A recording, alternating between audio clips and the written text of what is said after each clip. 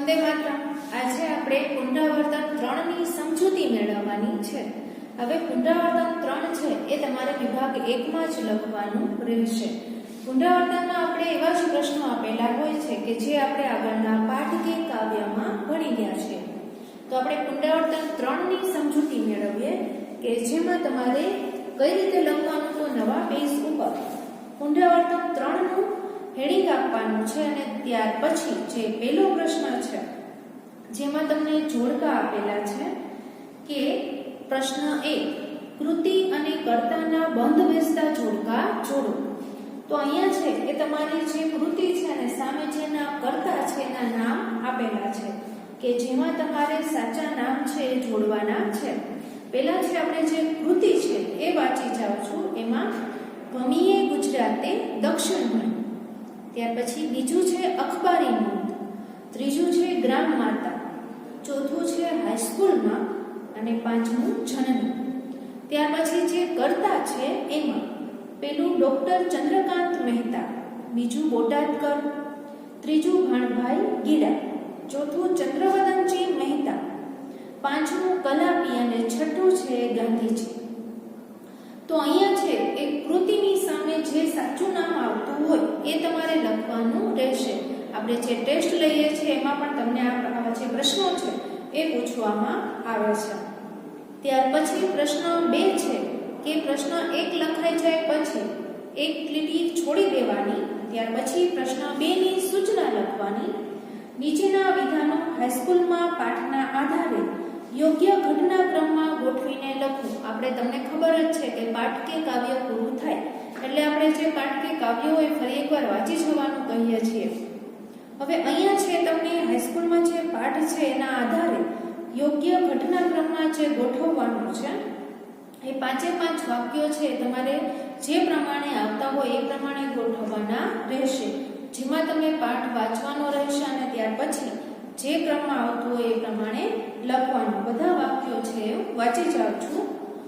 હું શરમાયો, શિક્ષકના પ્રેમની અવગણના ન કરી શક્યો.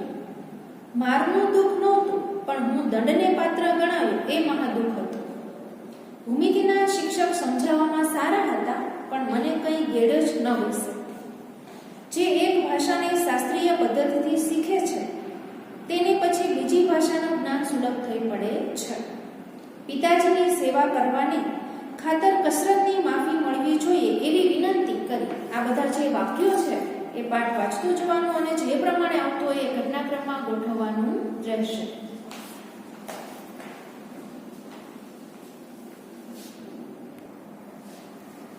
ત્યાર પછી છે એ વાક્યો છે એ ઘટનાક્રમમાં ગોઠવ્યા પછી તમારે કે 2 લીટી છોડી દેવાની છે અને ત્યાર પછી પ્રશ્ન 3 છે એ લખવાનો રહેશે. નીચેના પ્રશ્નોના ઉત્તરો લખો. એમાં જે પ્રશ્નો આપેલા છે એ આપણે આગળ જે પાઠ કે કાવ્ય ભણી ગયા એમાંથી પૂછવામાં આવેલા છે. એટલે પહેલા છે તમારે રફ નોટમાં આ બધા જવાબો લખવાનો પ્રયત્ન કરવાનો અને પછી બુકમાં જોઈ લેવાનું કે તમે જે લખ્યું છે એ સાચું છે કે નહીં. અને ત્યાર પછી પાઠ કે કાવ્ય વાંચતું જવાનું અને જોતું જવાનું. તો પહેલો પ્રશ્ન છે વાંચી જાઉં છું. અખબારી નોંધ લખતી વખતે યાદ રાખવાના 5 W અને H એટલે શું? કે જે આપણે પાઠ 1 માં સમજે 10મો પાઠ છે એમાં સમજૂતી સમયે અને આપણે બધી વાત છે કરેલી હતી, સમજૂતી મેળવી હતી. એમાં બીજું છે માતાના કાળજામાં કયા કયા અરમાનો છે. ત્રીજું નઠારા અક્ષર એ અધૂરી કેળવણીની નિશાની છે. આ વિધાન કોણે લખ્યું છે સમજાવો. એ પણ આપણે જે સમજૂતી છે એની મેળવી ચૂક્યા છીએ. દુદામામા લેખકના બૂટ તૈયાર ન કરી શકતા ત્યારે કેવા કેવા બહાના બતાવતા. વૃદ્ધાએ બીજો રસનો પ્યાલો ભરવા ફરી ફરી કાતડી કાપી છતાં પ્યાલો ન ભરાયો શા માટે? આ બધા જ પ્રશ્નોના જવાબ છે એ પાઠ્યપુસ્તક બાજુમાં રાખવાનું, પહેલા મોઢે લખવાનો પ્રયત્ન કરવાનો અને ત્યાર પછી લખવાના રહેશે. એના પછી પ્રશ્ન 4 છે તમારી શાળામાંથી થયેલા પ્રવાસની અખબારી નોંધ તૈયાર કરી સ્થાનિક અખબારના તંત્રને પ્રકાશિત કરવા વિનંતી પત્ર લખો. તો આપણે આ જે અખબારી નોંધ પાઠ છે એમાં સમજૂતી જોઈ હતી કે તમારે વિનંતી પત્ર છે કઈ રીતનો હોય છે.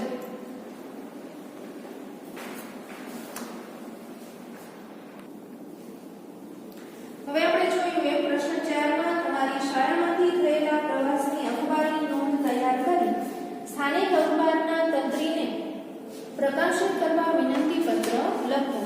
ત્યાર પછી છે પ્રશ્ન 5 કે તમારી શાળામાં આવતા સામયિકોની યાદી તૈયાર કરી નીચેના કોષ્ટકમાં વર્ગીકૃત કરો. એ કોષ્ટક છે એમાં લખવાનું રહેશે, જેમાં પહેલા ક્રમ આપેલા છે, ત્યાર પછી સામયિકનું નામ છે, પ્રકાશન સમયગાળો છે, પ્રકાશનનું સ્થળ, સરનામું, તંત્રીનું નામ ને વાર્ષિક લવાજમ. આપણે લવાજમ કરીએ એટલે બધાને ખ્યાલ જ હશે કે જે સામયિક છે આવે. એ પ્રશ્ન લખાઈ જાય પછી પ્રશ્ન 6 સૂચવ્યા મુજબ કરો કે નીચેના શબ્દોમાંથી વિશેષણો શોધી તેની યાદી બનાવો. હવે એમાં છે તમને શબ્દો આપેલા છે કે જેમાંથી આપણે વિશેષણો છે શોધવાના છે. તો જે વિશેષણો છે આપણે અહીંયા લખું છું અને પછી એમાં કેવી રીતે છે કે બીજો પ્રશ્ન કે તમે અલગ તારવેલા વિશેષણોને વિવિધ પ્રકારોમાં વર્ગીકૃત કરો. આ વિશેષણોની મદદથી એક એક વાક્ય બનાવો. તો આપણે પ્રશ્ન 6 છે એ લખીએ કે જેમાં વિશેષણોની સમજૂતી આપણે આગળ મેળવી ચૂક્યા છીએ. પ્રશ્ન 6 કરીને જે વિશેષણ છે પહેલો પ્રશ્ન આપેલો છે કે નીચેના શબ્દોમાંથી વિશેષણો શોધી તેની યાદી બનાવો. એટલે પહેલા આપણે જે વિશેષણ છે એ લખીશું, જેમાં 1000, ત્યાર પછી પ્રિય,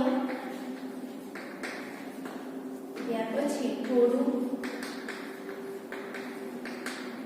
ત્યાર પછી પહેલો, ત્યાર પછી દયાળુ, ત્યાર પછી અડધો, ત્યાર પછી સુંદર, ત્યાર પછી પ્રથમ ને રાતું.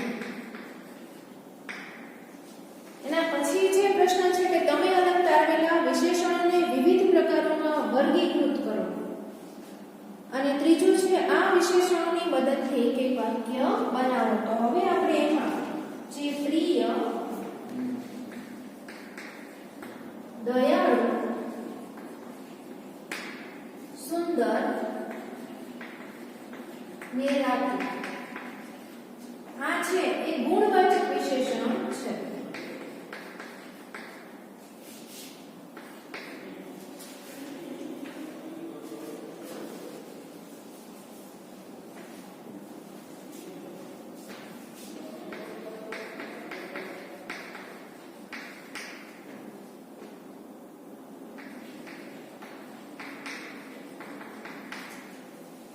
ત્યાર પછી છે એમાં 1000,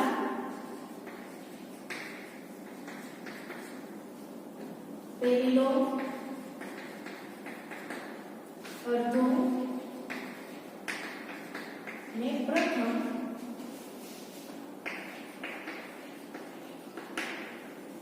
હવે આ સંખ્યાવાચક વિશેષણ છે.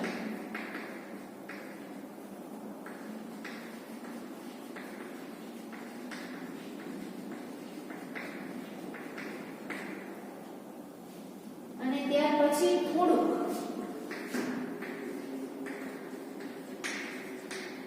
હવે આ છે એક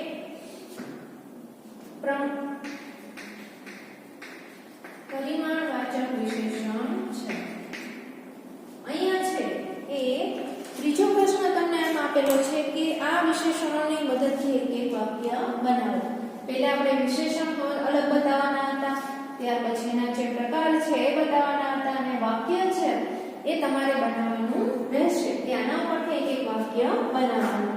ફરીવાર વાંચી જાઉં છું. 1000, પ્રિય, થોડું, પહેલો, દયાળુ, અડધો, સુંદર, પ્રથમ અને રાતું. જેમાં ગુણવાચક વિશેષણમાં પ્રિય, દયાળુ, સુંદર અને રાતું. સંખ્યાવાચક વિશેષણમાં 1000, પહેલો, અડધો અને પ્રથમ. અને થોડુંક છે પરિમાણવાચક વિશેષણ છે.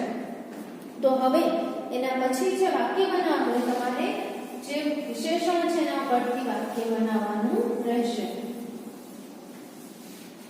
ત્યાર પછી તમને આપેલું છે કે પ્રશ્ન 7 સૂચવ્યા મુજબ કરો. આવ ઘણા આવ પાઠમાં આવતા લોન વર્ડ્સ અન્ય ભાષામાંથી લીધેલા શબ્દોની યાદી બનાવો. એમાં ઉદાહરણ આપેલું છે સ્કૂલ, રિપેર વગેરે. એના પછી આ શબ્દોનો વાક્ય પ્રયોગ કરો. તો હવે જે વાક્ય પ્રયોગ છે એ આપણે આગળ પણ જોયું કે રૂઢિપ્રયોગ ઉપરથી આપણે વાક્ય પ્રયોગ છે કરતા હોઈએ છીએ. એ પ્રમાણે તમારે વાક્ય પ્રયોગ છે કરવાનું રહેશે. આ વાક્યોમાં વપરાયેલા લોન વર્ડ્સની જગ્યાએ તેના ગુજરાતી શબ્દ લખી વાક્ય ફરીથી લખો. હવે આપણે છે એ આગળ જોયું કે આમાં જે લોન વર્ડ્સ આવે છે કે અન્ય ભાષાના જે શબ્દો આવે છે એ લખીએ તો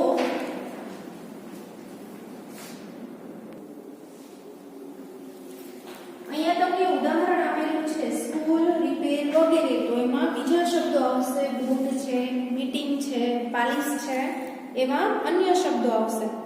આ શબ્દનો વાક્ય પ્રયોગ કરો એટલે એવા જે પાઠમાંથી એવા શબ્દ શોધવાના, અન્ય ભાષાના શબ્દો, અને ત્યાર પછીનો વાક્યમાં પ્રયોગ છે કરવાનો રહેશે.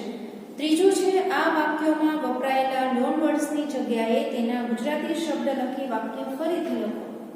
હવે જે શબ્દો આપેલા છે એની જગ્યાએ આપણે ગુજરાતી શબ્દ પ્રયોગ કરીએ તો અર્થ છે સ્પષ્ટ થતો નથી. એટલે વાક્ય છે એમાં આપણે અર્થ છે બરોબર સ્પષ્ટ ન થતો હોવાથી એ લખતા નથી. એટલે એમાં અર્થ છે બરોબર સ્પષ્ટ થતો નથી આ વાક્યોમાં વપરાયેલા.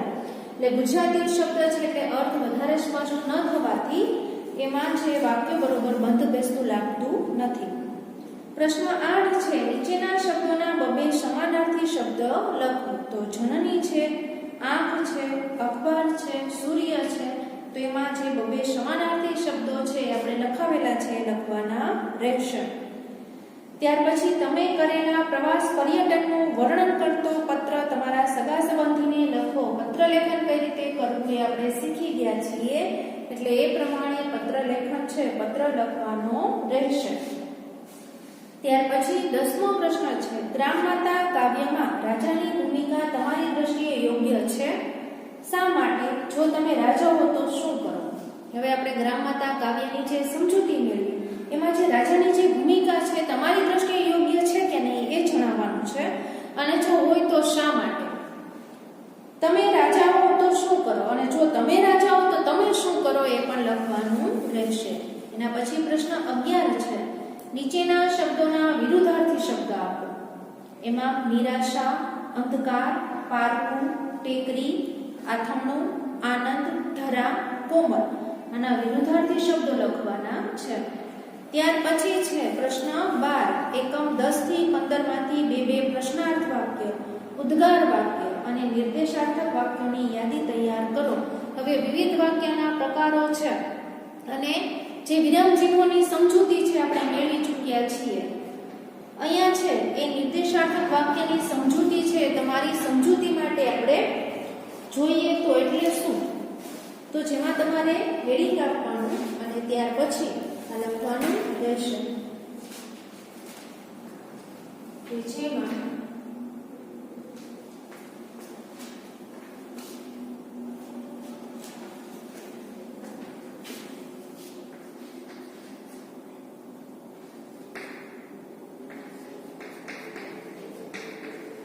નિર્દેશાર્થક વાક્ય આ રીતે લખવાનું છે અને પછી નીચે સમજૂતી લખવાની છે. જેમાં પહેલા આપણે વાક્ય લખીશું અને ત્યાર પછી એની સમજૂતી છે લખીએ. પેલું એમને પશુઓ પ્રત્યે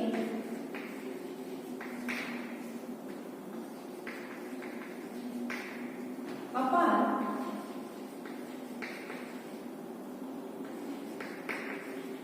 પ્રેમ હતો. ત્યાર પછી આજની સવાર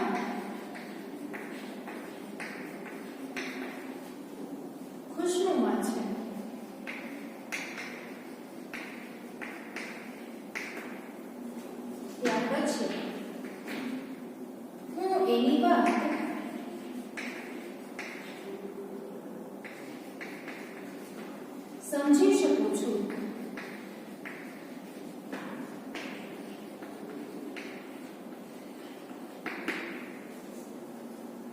ત્યાર પછી બધા છોકરા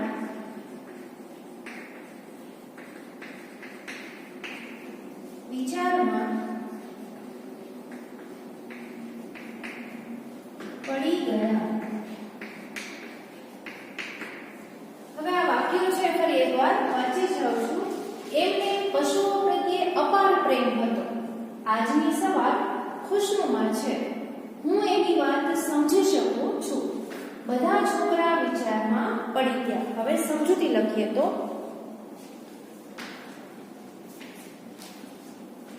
આ વાક્યોમાં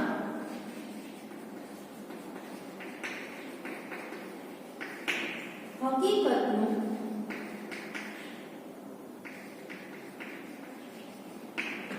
સીધું કથન છે.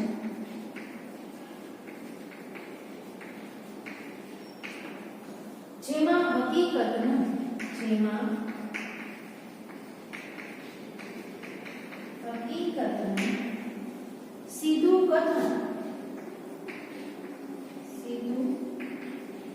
કથન કે નિવેદન હોય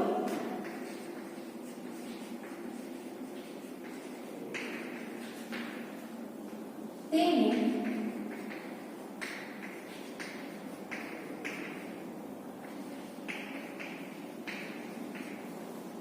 નિર્દેશાત્મક વાક્યો કહે છે.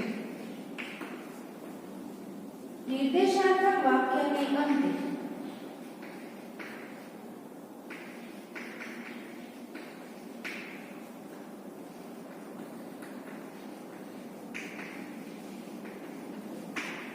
પૂર્ણવિરામ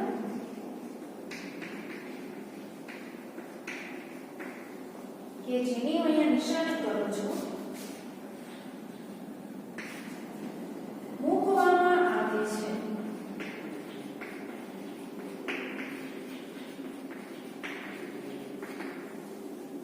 વિધાન વાક્યને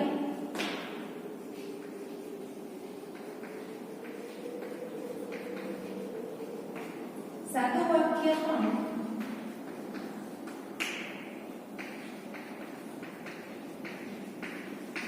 કહેવાય. હવે આપણને બધાને સાદું વાક્ય શું એટલે ખબર જ છે. અહીંયા છે સમજૂતીમાં કે આ વાક્યોમાં હકીકતનું સીધું કથન છે. જે હકીકત છે એનું સીધું કથન છે કરવામાં આવેલું હોય છે.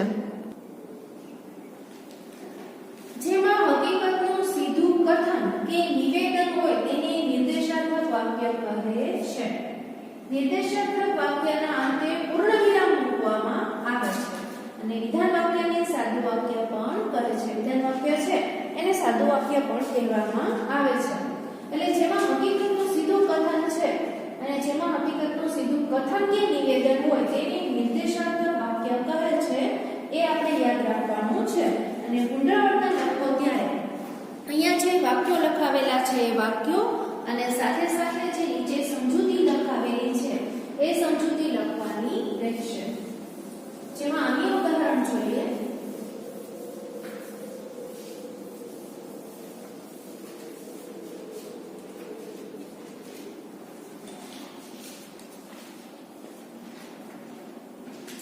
જેમાં અન્ય ઉદાહરણ છે સવારનો સૂર્ય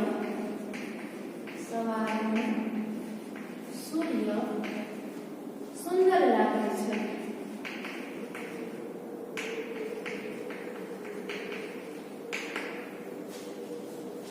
રાધાને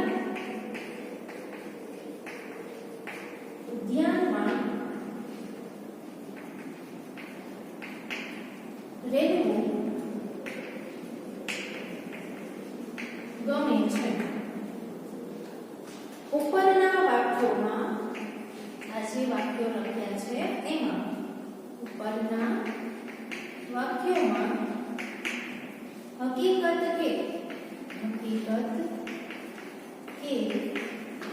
વાસ્તવિકતાનો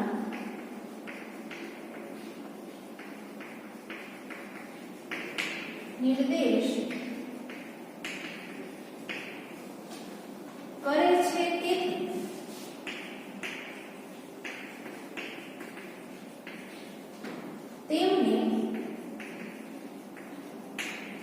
નિર્દેશાર્થક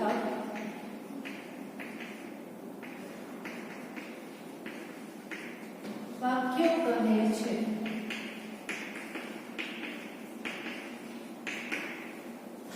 ત્યાર પછી અન્ય ઉદાહરણ બિલ્લી સ્વાભિમાની હતી. ત્યાર પછી સિંહ સાવધાન થઈ ગયો.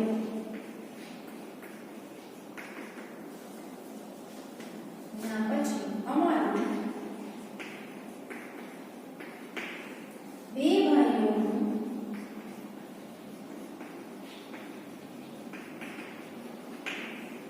એક વર્ષ નકામું ગયું.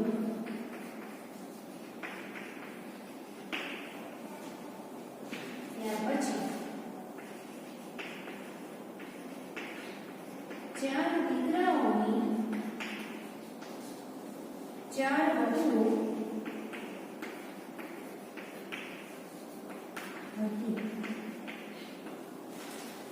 હવે આપણે જે અન્ય ઉદાહરણ છે એ વાંચી જાવશું કે જેમાં સવારનો સૂર્ય સુંદર લાગે છે. રાધાને ઉદ્યાનમાં રહેવું ગમે છે. હવે જે ઉપરના વાક્યો લખેલા છે એ વાક્યોમાં શું છે કે હકીકત કે વાસ્તવિકતાનો નિર્દેશ છે એ કરે છે, તેથી તેને નિર્દેશાત્મક વાક્યો કહે છે. જેમાં પછી બીજા અન્ય ઉદાહરણ લખેલા છે. બિલ્લી સ્વાભિમાની હતી, સિંહ સાવધાન થઈ ગયો, અમારું બે ભાઈઓનું એક વર્ષ નકામું ગયું, ચાર દીકરાઓની ચાર વહુઓ હતી. એટલે હકીકત કે વાસ્તવિકતાનો નિર્દેશ હોય તેને નિર્દેશાત્મક વાક્યો કહે છે. હવે છે એના પછીનો જે પ્રશ્ન છે એનો જવાબ લખવાનો રહેશે.